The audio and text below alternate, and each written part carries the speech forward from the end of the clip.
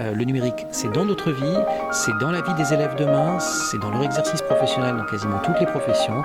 Ce qui fait que l'élève peut passer du temps sur une vidéo, un autre aller chercher juste un résultat à la fin. Bonjour Anne Cordier. Bonjour. Tu viens de participer à cette journée du refus de l'échec scolaire. D'abord, pourquoi tu as choisi d'accepter de venir participer ? Alors d'abord parce que c'est une sollicitation que j'ai eue de Eunice Mangado, donc de la FEV, et je suis très sensible à l'action de la FEV pour avoir moi-même travaillé étroitement avec la FEV dans des années précédentes.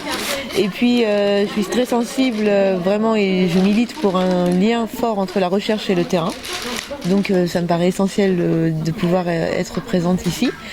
Et enfin, la thématique évidemment du numérique et du lien entre numérique, échec scolaire et inégalité évidemment est au cœur quand même de beaucoup de travaux. Alors je ne sais pas si la question je peux te la poser, mais en sortant de cette journée, avec les travaux que tu as menés de recherche directement auprès de jeunes, est-ce que tu penses, toi, que le numérique peut permettre à l'ensemble de l'éducation nationale, de la société, de réduire cet échec scolaire? En tout cas, de façon certaine, on ne peut pas se passer du numérique pour tenter de réduire l'échec scolaire.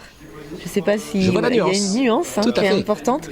C'est-à-dire qu'on ne peut pas réfléchir aux modalités selon lesquelles on peut réduire l'échec scolaire sans envisager la question numérique. La question qui me vient immédiatement, c'est pourquoi ? Parce que le numérique fait partie de notre monde à tous. Donc du monde de ces jeunes qui sont éventuellement en échec scolaire. Et donc aujourd'hui, toutes les démarches que l'on peut faire, qu'elles soient des démarches de sociabilité dans le cadre des loisirs, mais aussi professionnelles, mais aussi de recherche d'emploi, d'orientation scolaire, mais aussi des démarches je dirais liées à la vie quotidienne, reposent aussi en grande partie sur le numérique, sans parler des démarches d'information. Ceci étant, dans tes travaux, et tu le montres, on a quand même le sentiment qu'on surestime ce que ces digital natives, j'utilise l'expression entre guillemets, peuvent maîtriser de savoir-faire pour justement se sortir de l'échec scolaire. Donc en fait, il faudrait peut-être aussi qu'on les aide. Ah ben oui, mais justement, oui, voilà. Mais c'est pour ça qu'il faut que nous, on soit présents sur le même terrain que eux, qui est d'ailleurs notre terrain à tous. J'aime pas trop quand on dit c'est leur monde. Non, c'est notre monde. Et bien sûr, on ne peut pas lutter contre les inégalités, notamment liées aussi à ce mythe des digital natives qui entretient comme ça une espèce de construction d'ados qui seraient de manière innée doués. On ne peut pas lutter contre cela en étant en dehors nous-mêmes de ce monde numérique. Tu viens de participer à la journée, alors t'en as terminé là maintenant. Tu as appris quelque chose ?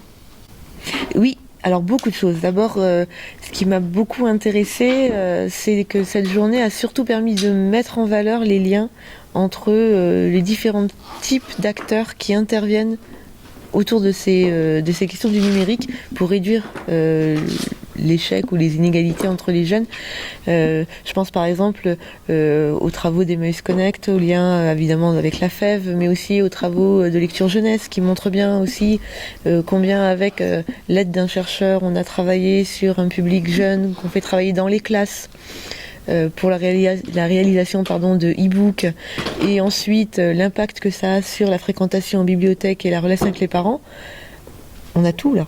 Enfin là, on a véritablement le pourquoi on doit tous, quel que soit notre degré d'engagement ou notre niveau d'engagement dans la cité, vraiment au sens communauté, on a tous en fait un rôle à jouer et une implication à avoir. Est-ce que je peux ajouter aussi le fait qu'ici il y a des enseignants anonymes et qu'il y a beaucoup d'enseignants qui, sur le terrain, font un travail extraordinaire. Ah mais oui, il faut arrêter de parler de ces enseignants mammouths. Je ne sais pas où ils sont. Alors, il doit y en avoir, puisqu'il y a partout des gens peut-être.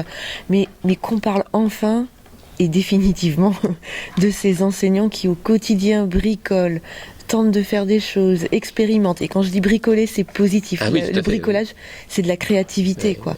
Comment ils font en fonction des situations qui sont parfois extrêmement compliquées, avec des publics extrêmement divers, ils font plein de choses.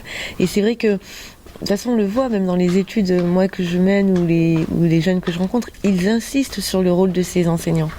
Et on ne valorise pas de toute façon suffisamment le travail quotidien des enseignants.